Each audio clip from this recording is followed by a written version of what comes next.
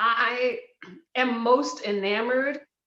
Well, look, I love all of them because they're so specifically different. And Nefertiti is the person that I grew up looking at most often Yes. because, she was beautiful. They had a bust of her, it's stunning. What they don't have is a real history of her written down. There's a lot of mystery around what her history was, which makes that something that would not be as truthful because we would be making things up, but still worth being seen. I am I am intrigued by Nzinga. Yeah. I am intrigued And by Zinga her quite story. a pace setter and a game changer in her own time and her own world when she sat on her own maid to be at the same level as the ruler. To me, that was empowering. That was life changing.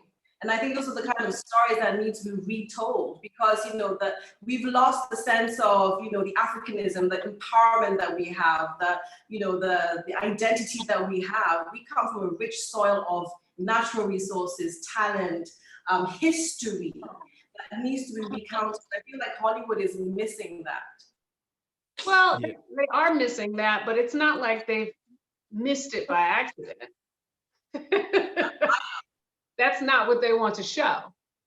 Because if that's what you show, then you have to admit that you made the continent smaller on the map. Then you have to admit that Egypt wasn't white, that it was connected to Africa, that that's where all of these things that you reveal as amazing and you can't quite figure out how it happened came from the continent of Africa, which at that time was connected to Egypt. So that's no mistake that Africa is represented the way that it's represented. If it's not, then you don't have an excuse for having come in and plundered and stolen people and stolen land and stepped on people's necks and stood there for ages and They are killed children freedom movement. over languages. You don't have an excuse for that if you show the reality of what was and who people are and people as people. So I think that I would love to play Nzinga of Angola. I think that she's magnificent. I think that the fact that she recognized so deeply what she needed to do that she changed herself into a man, and not in a trans way, but in a I am going to reconfigure myself to do what I need to do way Yes. is remarkable. And her entire reign was such. So that's thrilling to me, and I'm talking too much.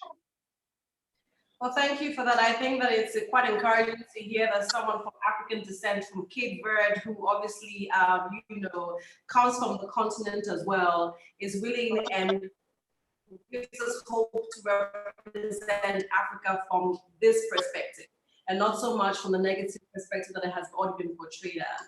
So thank you for that answer. Really, pleased to hear that. Thank you very much. Thank you. Thank you very much. Thank you very much, Michelle. Much appreciated. Thank you, Annika. That was really great. I've got a question before I move over to Aisha from Nigeria. I believe Aisha's back, but I want to ask Mr. Lucker a question, and that is simply, you know, South Africa, in fact, let me say Africa, animation has started taking shape and has started finding a very organic and believable and real voice in South Africa. There are untold stories. You are seeing more brown animation characters that reflect and represent the brown people and possibly their stories. There's a lot of cultural appropriation where our background and our Africanness is used purely as a news story digit, but there's also an organic way of approaching it. Are you seeing a lot of African animation, films, short films, a series coming out? And if so, is the representation a factor when it comes to animation? Well, I think it's one of the beautiful things about animation is that stories can be mined from, anywhere in the world, and characters can be brought to life that kind of embody the culture. Certainly, the music can be, used to do that, to try and tell the stories of the people from no matter, where they originate.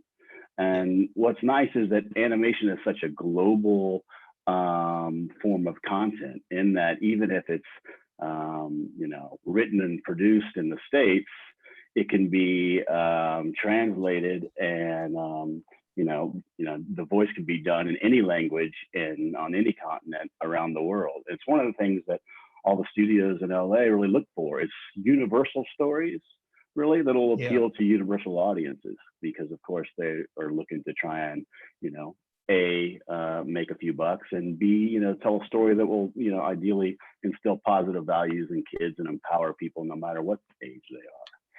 So I think the animation world, you know, is, at least in the States, is always looking for good stories no matter where they come from.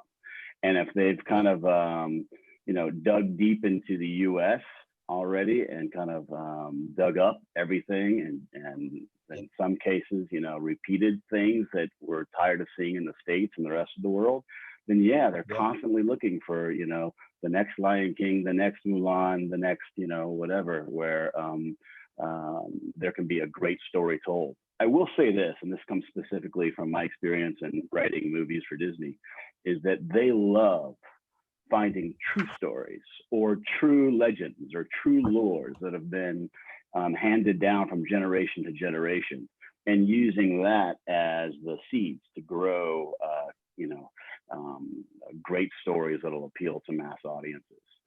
So, you know, I think it's a great time really to be in animation, and hopefully, you know, not only US-based studios, but, you know, animation studios worldwide will continue to try and identify and dig up and tell the stories of the untold.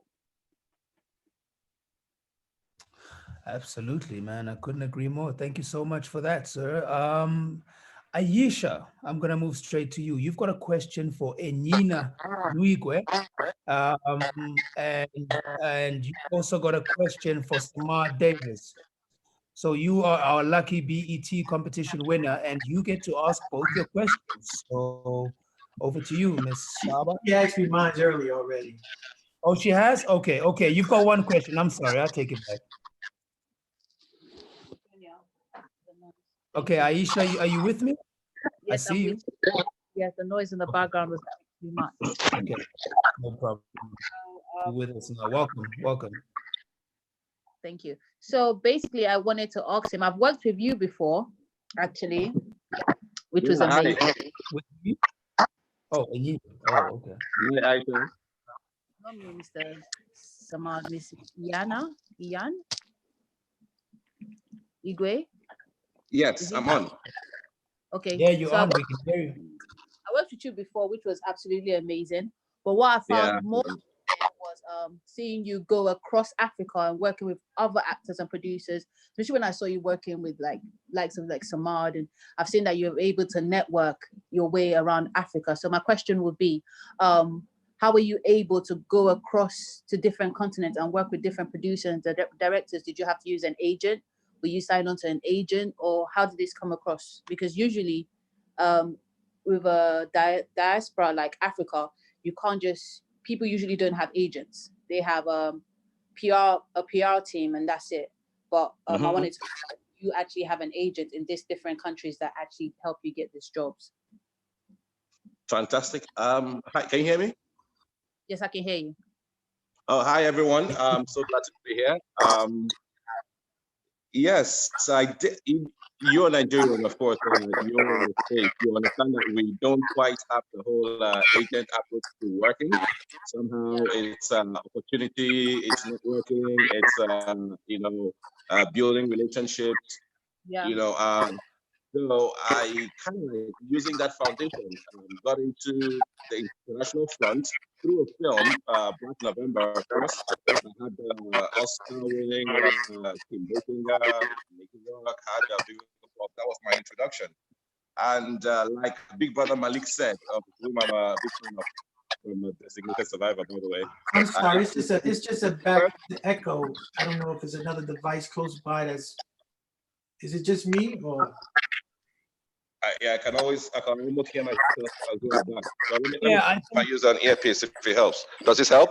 Yes. Does this help? Yep. Okay, that's my- fantastic. Yeah, so like Big Brother Malik said, it's firstly grace before you talk about the journey and the adventure. So for the journey,